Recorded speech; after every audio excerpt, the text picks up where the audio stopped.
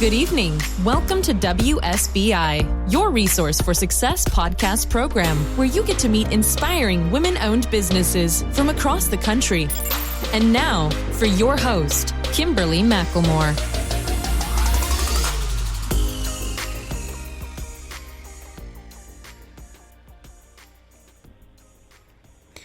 All right, good evening and welcome to WSBI, your Resource for Success podcast program, where you get to meet inspiring entrepreneurs and women-owned businesses from across the country. I am your host, Kimberly McLemore, CEO and founder of the Women's Small Business Initiative and an award-winning author.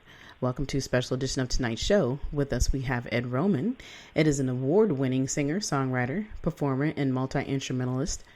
Ed's uniquely crafted songs have received regular rotation on more than 100 terrestrial radio stations across North America and more than 600 stations worldwide. Ed was featured as an emerging artist in Billboard magazine, December 2018. The animated music video for the top 20 iTunes charting song, Red Omen, has been shown at numerous film festivals around the globe, earning accolades and raising funds for a whole dyslexic foundation, a cause near and dear to Ed's heart. Ed is also a gentleman farmer, a gardener, and paranormal enthusiast. Ed's single, Stronger, was released in January 2020 on MTS Records. The song raced onto the iTunes Canada pop charts and was followed by an iTunes South Africa chart topper, Tomorrow is Today. So without further ado, please welcome to my platform, Mr. Ed Roman. Hey, Ed, how are you? Hi, Kimberly. How are you this evening? Good to talk to you. I am doing great. I am so glad that we finally got connected. So that's I'm all about being prompt, okay? So we're running a couple minutes late, but no problem. I'm so excited that you're here. But before we dive into anything, please, Ed, why don't you tell the listeners a little bit more about who Ed Roman really is? Well, I'm Canadian. I'm always proud to say. I grew up at a fortunate time, I always say to people, where music was paramount in everybody's life. I mean, we had one record player in the house, one radio, a TV that had, 4 stations, but it seemed to be if you had, record player space, it was a big deal. If you could remember lyrics, whether it would be from television shows to all of that was so important to family and friends around me growing up as a young person. But really the reason I gravitated towards music was I struggled immensely as a dyslexic academically. And at a young age, the school had diagnosed me and I was tested. And there was a lot of things they wanted to do, but my mom was like, well, you don't really know what that drug is that you want to put him on. And, it's not that he's hyperactive. He's just excited. He's an excited boy. He wants to learn. And it's not that he can't learn. So my mom spent a lot of time with me after school, practicing reading, working with my schoolwork with me. But it was my mom, I always say to her, I love you, almost every other day, when I talk to her, because she wanted to be there for her kids, and I'm always reminding myself, hey, my mom really helped me through this process. It was always a safari with my mom. She always made it fun. It was very different than at school. What does that word mean? Where does it come from if we were having difficulty with something? So the process with her was always a bigger part of the education of it. But she also knew that I gravitated tactically to playing music. I had, there was an old piano in the front of our house, and I would always, whenever I had a moment, go and try to play a song or try to make somebody laugh with a song that I had learned, they would always put me on this little stool in the kitchen where people would come over and say, hey, sing that song, And I kind of realized, wow, aside from the problem that I was having, it was really empowering having all these people paying attention to you. And at the same time realizing that what this was for me was a vehicle to be able to break out of my proverbial shell. And there's a lot of self-esteem issues that go hand in hand with people that, have dealt with dyslexia or deal with dyslexia. So it empowered me. My mom, her friend was a secretary and her daughter played guitar, and she was kind of getting in and out of it. So she bought it from her friend and gave it to me, and that was my liberation point. I mean, I remember pleading with my parents driving by this music store, in the car on the way home. Please, can I, we stop. I want to get a guitar. Can we get a guitar?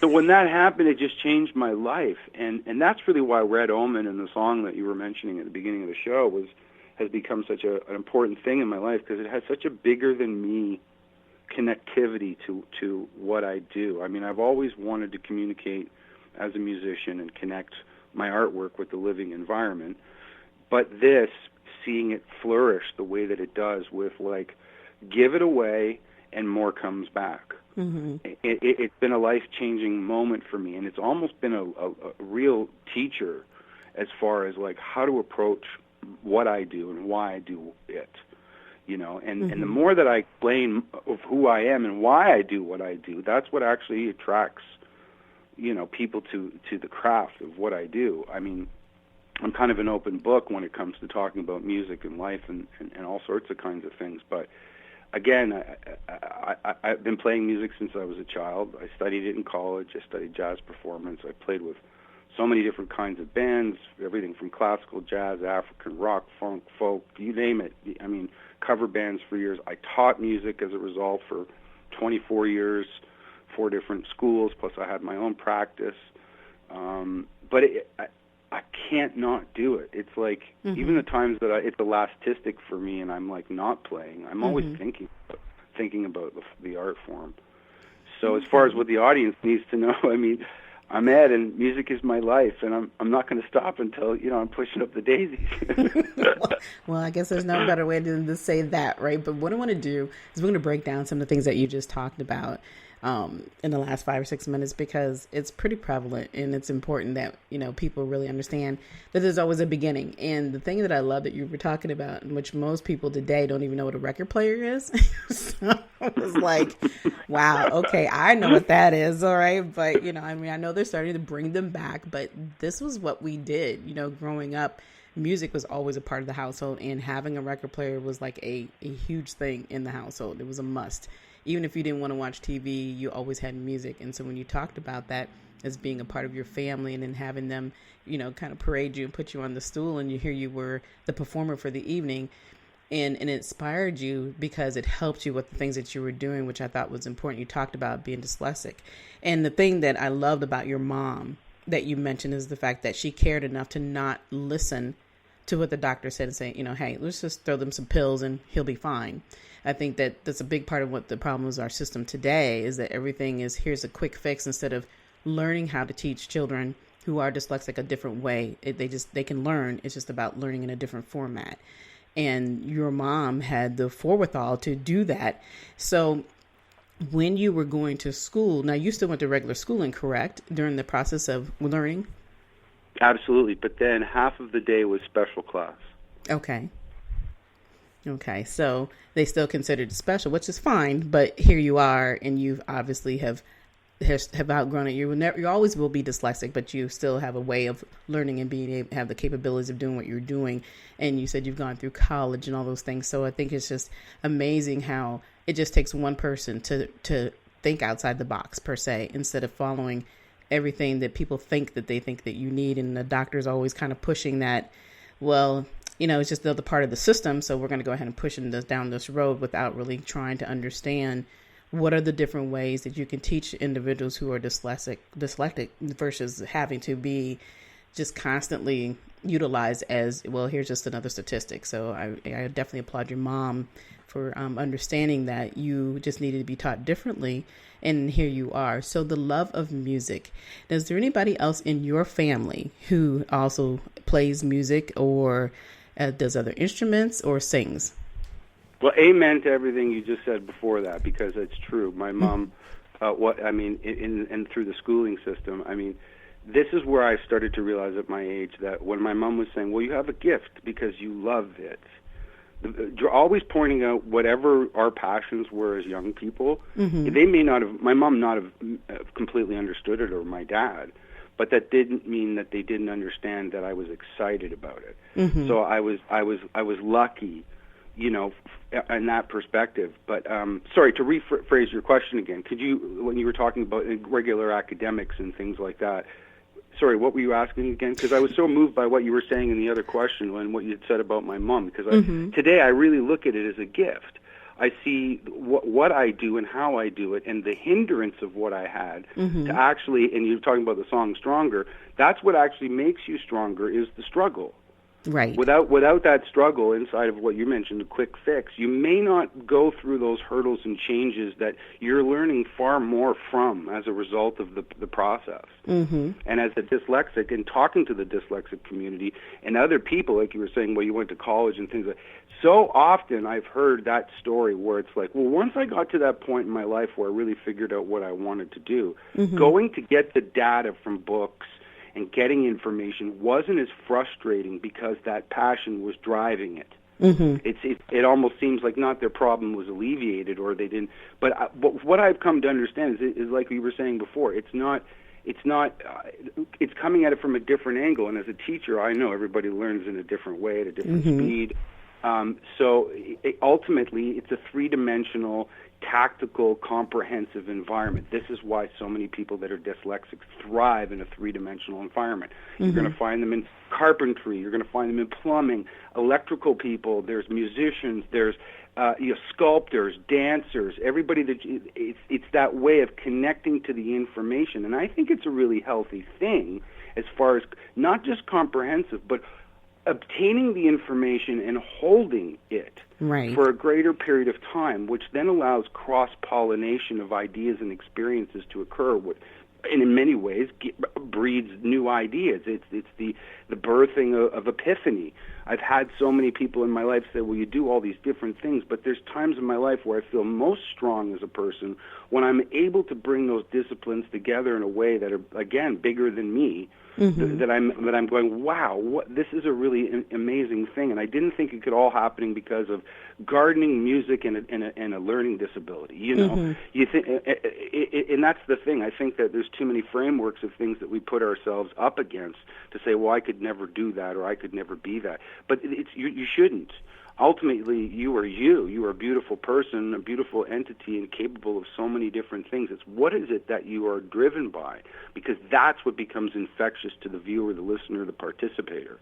So, I mean, I'm sorry going off, but no, you're actually original right. Question, no, but it's okay because I'm glad that you pointed some of those things out because I think that's what's important is that everybody has a passion. But I love how your mom found that passion. Like you said, there was something different. There was something there. And so she honed into that, which was very helpful for you. And like you said, now you've had the capability for the rest of your life to be able to do other things. But the biggest part of what society is that we're always pigeonholing everybody, right? It's always, this is the way you conform, you know, from the time that you're brought into the world, it's here's the rules and roles that you have to follow. And then once you're an adult, you're still considered on those same roles and rules that you've been told to follow all your life. And a lot of times people miss out on what their passion is, what it is that they really want to do, because we're so busy following that path that everybody says that you need to be on in order to be successful, in order to have considered a normal life. And that's the problem. What is a normal life? What is it supposed to be for everybody? It should be unique. It should be different. And even though you have the learning disability, it arises certain things in you that the average person, to be honest with you, wouldn't even take the time to learn because we're so busy following that normal path that we're taught. You get up, you go get your education, and then you go get a job, and then you go from there, and you just keep going from there. And that's not always the right path for everybody. So it just totally right. So to hear your story, it's always great to hear these type of stories because most people don't understand that even though you are an award-winning singer-songwriter, you have a path. You had a journey that you've had to go on in order to get to where you're at today. And go ahead. It's crazy because that's true, and the acclamations are like astounding to me. Like I'm so pleased with that aspect of what I do, even monetary things. But like, this is what's wild for me is that I'm so awarded every day for being able to have the space to be creative, to have taken those things that people said, well, you can't, you're having trouble reading and writing, and those negativities and things that were amplified in really bad ways with some teachers that I had that just didn't, the worst bedside manners that you could think of, because they're just trying to get through a curriculum and get paid. Right. There was I remember that it was like, well, I'm going to show you. No, I can do this. And as I mentioned, liberating myself through the idea of being able to play something meant that, like, I look back now and go, so the person with the learning disability, with language disorder or reading, they're the ones that are heralded as an accomplished, lyricist and published lyricist around the world. And I'm always reminding other dyslexics and people, even if it's not in the art field, that those victories are there for you every day.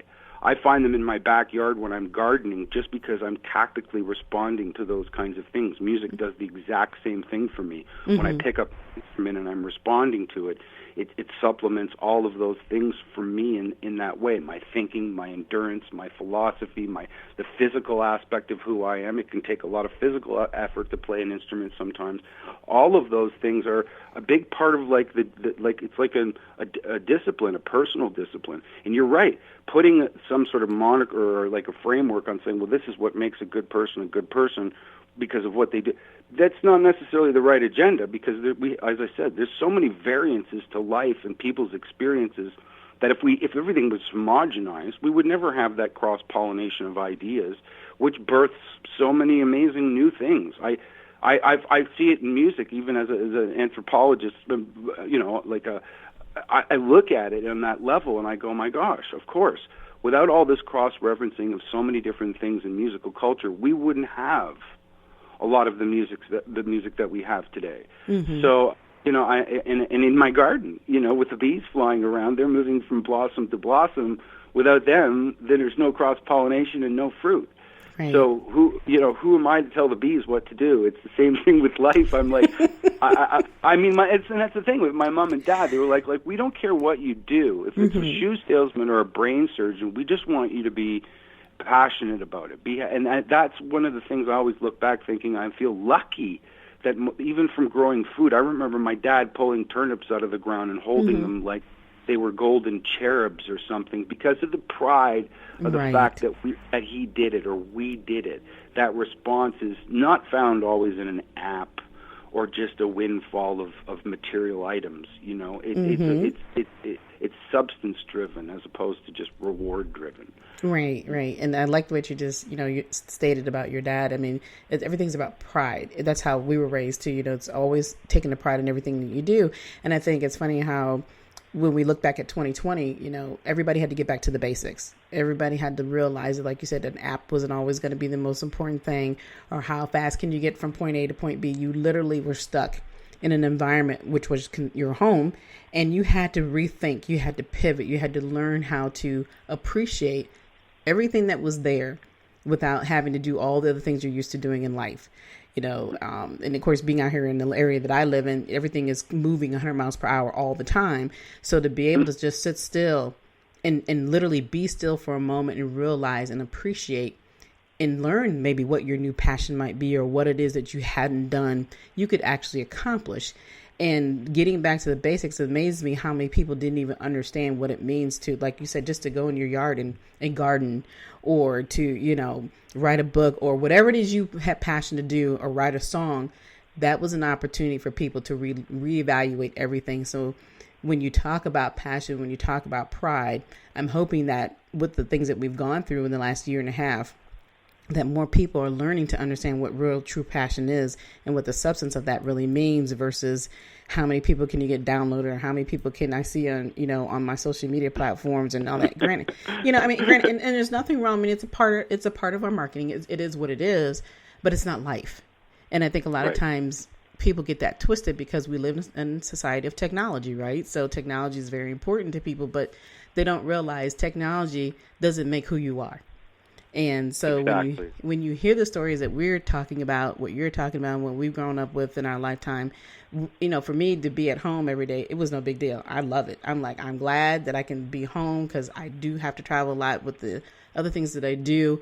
And so it's like, wow, to sit in my home and actually just get out of my bed and walk down to my office, I'm excited as all heck. And everybody else is like, I want to go back to work. But then as soon as you get back there, you really don't, you realize that you haven't missed anything. And it wasn't that big of a deal, but you actually had to do some real work. You actually have to hone in and show some pride and show your abilities, versus kind of hiding behind everybody else, for some of those who do that and not realizing that, you don't even really understand where your true passion is, but you had an opportunity in 2020 to do that. So let me ask you this question. In 2020, how different was it for you? Well, I mean, I think musicians are homebodies at heart. I mean, other than being out on the road or gigging or the normal framework of things, technology in the last number of years has changed a lot. I was just talking about this with a couple of musician friends the other day, where it's like years ago, you would have sent a package, you would have done phone calling, you would have done follow-ups a couple weeks later. Mm-hmm. It would have cost you $10 to send that package with an 8x10 and a CD or whatever it was that you were doing. Mm-hmm. That has now really kind of made it easier for a lot of things. And with 2020 being the way that it is, I've seen a lot of musicians and artists embracing a lot of the newer technology and doing live streaming and doing more live events online mm-hmm. to keep that flow of creativity and connectivity to their audiences. But again, it's not the same as a symbiotic, go to mm-hmm. a show with some friends and you're dancing or you're sitting around and enjoying the moment and absorbing the material. I think with a lot of people, I've seen a new birth of creativity, exactly like you just said. There's all this new time, found time, as a result of not running from A to B and a whole bunch of other things. So, what am I going to do with that? I've seen people put out full albums. What am I going to do here for 6 months? I may as well start writing a new album. Mm-hmm. So, I think, again, there's through the negativity of certain things, it's created a lot of positivity, a lot of positive new artwork. People, like you said, looking at what's really important here.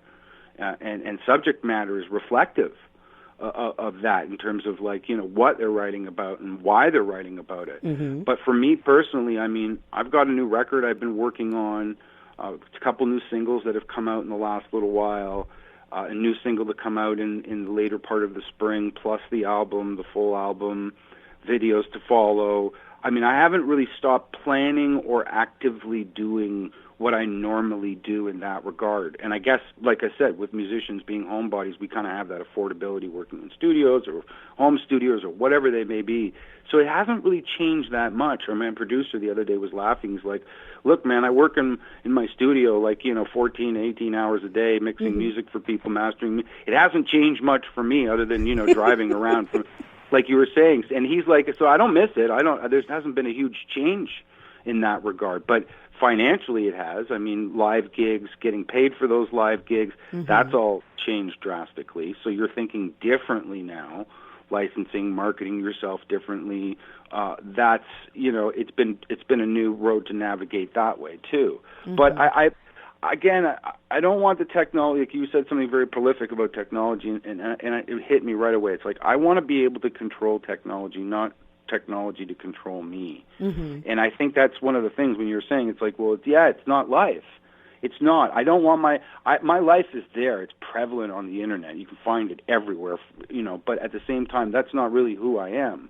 I'd rather be with people, connecting with them, eating food, talking, enjoying the moment, watching a film, playing music, interreacting and hugging. Mm-hmm. I mean, right, I'm a hugger. Right. Even as a musician, that being with we're doing a thing for a tribute album for a Bowie thing, and I was at the drummer's house for a social distancing recording session, and like, dude, my buddy, Dave, that I played 30 years of music, I can't hug you. Like, he's like, I know, this is nuts. Like, just even that alone is well noticed. Mm-hmm. A lot of people feeling that anxiety of it, but. We're there trying to support each other. I just got a bunch of messages from other musicians today. How you doing, man? What's going on? Are you okay? How are things? How's things up there? We're all checking in on each other. So right. It's been tough, though. I'm sure, for everybody.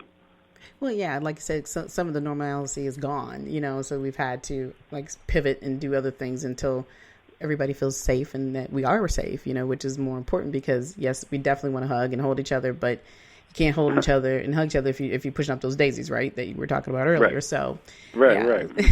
So definitely always better to follow the rules. But I'm gonna have a couple more questions before we sign off. But I want to talk about the business side of being a musician. And I'm sure there are people who are listening and saying, "Hey, I'm a musician, but I'm writing music, but I don't know what else to do beyond that." So, what advice would you give anyone who's decided that they want to get into the world of being a musician, a music artist?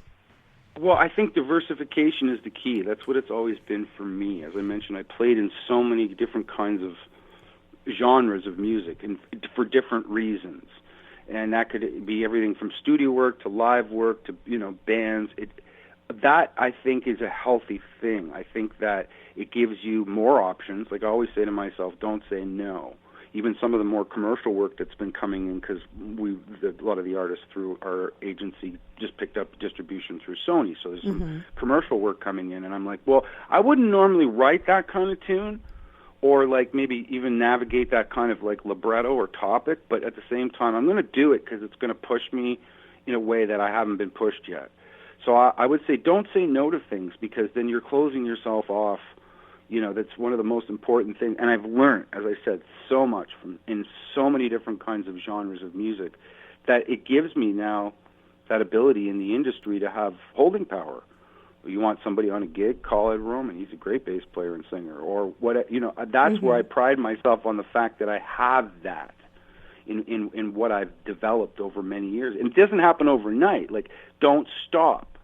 That's the other thing I always say to young musicians. Just because you have a failure somewhere, somebody closes a door or says no, that doesn't mean anything. The reason that you're here creating art is because you want to define yourself somehow in this living moment. Herbie Hancock once said that. He said, the definition of an artist is one who has the ability to fuse their life with the rhythm of the times. Even if you don't make a cent, the point is that the art is being created. As I mentioned, on an anthropological level, we go back in history and look at all sorts of things, from mosaics to broken pottery shards to paintings on walls and caves, and it says so much about who we are culturally. So it's like being a Jedi or something, it has this connectivity to circumnavigating the living moment and expelling it in some palatable way that everybody can understand its reflection. So don't stop, because you love it. That's the reason that you're doing it. So don't stop. Yes, absolutely. And that's good advice. And so, beyond the fact of writing and so forth, how do you go into the process of getting management and all those other connections that you need to have? Because writing, being a musician is a business. So what other advice would you give in reference to the business side? Keep knocking on doors. Keep asking people for help, whether it be publishing or doing PR work for you.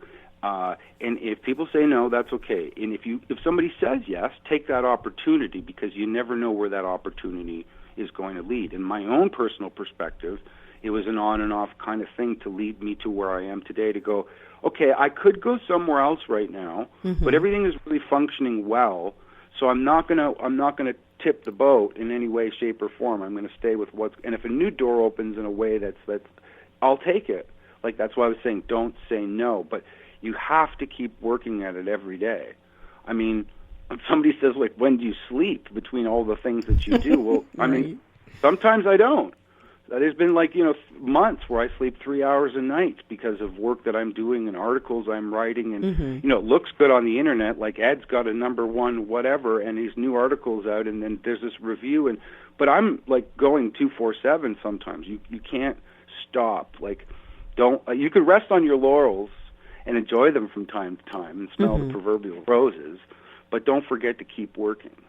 Right. Yeah, because as they say, you'll be forgotten if you don't continue to stay out there and bring new music and, do what you have to do in order to be that artist that you want to be. So that's typical in anything that we do, whether it's, like I said, in music, or whether you're writing a book, or whether you're starting a new business, whatever the case may be, you have to continue to move forward. And there's always going to be a lot more no's before there's going to be a lot of yeses. But once you're there, you are there, and you're going to make it. So I have another question for you. So you said that you're working on some new music. So what, do you have anything new that you're going to be coming out with, as far as doing any traveling dates, any performances coming up that you want to share with everybody? Well, I can't foresee any traveling dates just because of what's going on right now until the proverbial dust settles. Yes, then I will definitely have a list of things, but I'm hoping it's sooner than later. The new album, the full album, will be coming out in the first part of June. It's an album called A Recipe for Perpetual Spring. The first 2 singles are out. Stronger was out and back in 2020, and then in November, I guess it was, we did Tomorrow Is Today. They're both tracking in wonderful attention and great reviews that are coming in from the material. But what's I'm most excited about is the messages and the things that people are sending me about the subject matter. So that's, again, all the material that's coming out circumnavigates, the living moment, kind of what's happening, not directly saying here it is, but, letting you sort of evolve with the ideas that are there on the record. Mm-hmm. The next single to come out will be a departure from the more sort of rock and roll-y anthem-style tune that's out right now, Tomorrow is Today. But, I've got 30 songs for that project, and I have to taper it down to like 11 or something, because I'm releasing it on vinyl. I'm really excited to be releasing it on vinyl. Okay. So aside from it being digital, and it will be through all the other sources, and as I mentioned, now that we have distribution through Sony, also iTunes, Amazon, CD Baby, all those places where everybody can get music. But it's cool because it's like, you were talking record player, and tactfully you'll hold something in your hand and talk about it, and there's a whole other learning experience when you have vinyl. You just don't like download one tune. You might hear the A side or the B side, but then, like me, if you're like me, you fall in love with the tune in the album in a different way as a result of experiencing it in a different way. Mm-hmm. So then you start to get to see the bigger picture of why the album is called what it is, why maybe it looks the way that it does. Subject matter is all sort of connected in some kind of a way. I'm excited to bring all that material to people. Well, it sounds like it's going to be fantastic. And as I told everybody earlier, we will definitely be listening to Stronger at the end of this show. But before, of course, we, leave the show, why don't you tell everybody how they can find you, Ed, so they can reach out to you if they have any questions or just want to follow you. Well, I have to say, thank you so much for having me on the show. It's a pleasure speaking with you. Wonderful. Just chin wagging. You can get me at edroman.net. Anytime. All my social networking buttons are there. Instagram, Twitter, YouTube, Facebook, obviously. Always, when you type in my name, Special Ed Roman, you will find me in all those places and everywhere from Amazon and iTunes and SoundCloud, whatever you're doing, Spotify, you're downloading, streaming. Mm-hmm. But I'm happy to say that the new record's out, the new singles are out. You can get them on iTunes and Amazon. So, but again, thanks for having me on the show. Well, it's been my pleasure, and thank you, like I said, for taking some time to chat with me this evening. But do you have any last words for the listeners tonight? Well, I know that this show is, your steps to success. I think it's all different for everybody, like you said. There's no right way or wrong way. But when you're leading your way through it, or it's pulling you through it, I think that it's passion again. Like, I see so many things where even in the simplistic ways of things, you go, wow, that person is really enjoying what they're doing, and it's not rocket science. It's just that they're happy, and it shows. You can feel it. You can walk past it and almost feel the energy from it. So whatever it is that the audience wants to do, your secret to success is your passion, and talking about it and sharing it with people. All right. Well, I couldn't have said that better myself. And again, thank you so much for coming on to tonight's show. And as I said, you're welcome. This has just been enjoyable. So I'm really looking forward to hearing the music afterwards.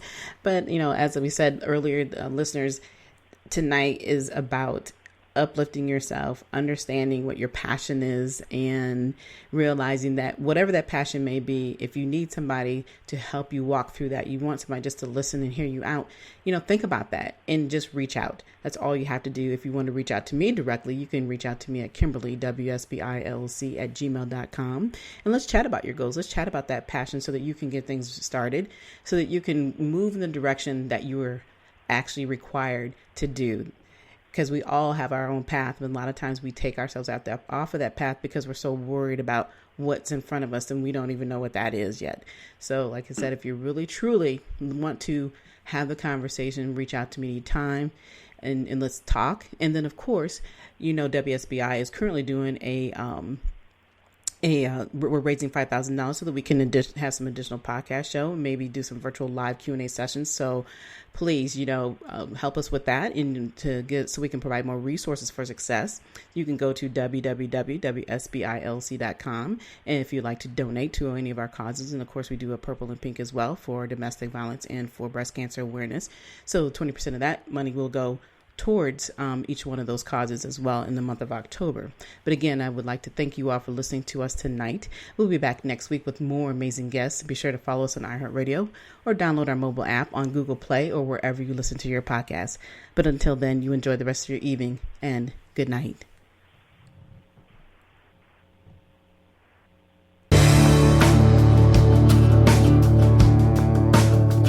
How high do you want to go? Well, just lead the way. Makes no difference to me, so I can hear you say, my waistcoat of disaster, I threw it all away.